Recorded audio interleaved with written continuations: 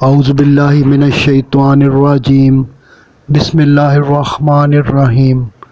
پارہ 30 سورہ قاریہ۔ قیامت کی ہولناکی کو ظاہر کر کے فرمایا کہ لوگ پتنگوں کی طرح ہوں گے اور پہاڑ دھنکی ہوئی اون کی طرح ہوں گے۔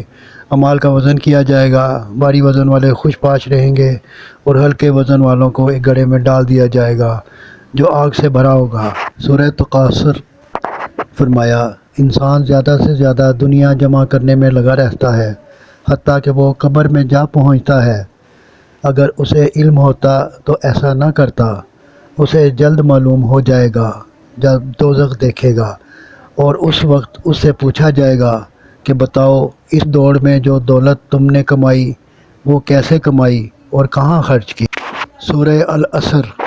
فرمایا انسانی تاریخ گواہی دے رہی ہے کہ آسمانی تعلیم سے بے نیاز ہو کر اور اپنی راہ اپنے رائے سے اختیار کر کے انسان نے ہمیشہ خسارہ اٹھایا ہے۔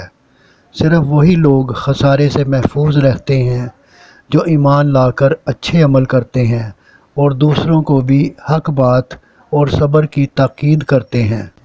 سورہ ھمزہ۔ فرمایا کہ دوسروں کو طعنے دینا اور عیب لگانا اس سے بڑی بد اخلاقی کوئی نہیں۔ ایسا شخص مال اکٹھا کرنے میں لگا رہتا ہے کہ شاید اس کی وجہ سے وہ ہمیشہ باقی رہے گا۔ فرمایا کیا تجھے خبر ہے کہ انجام کار ایک چکی میں ڈالا جائے گا، چکی جو ایک آگ ہے اور دلوں پر جا پہنچتی ہے۔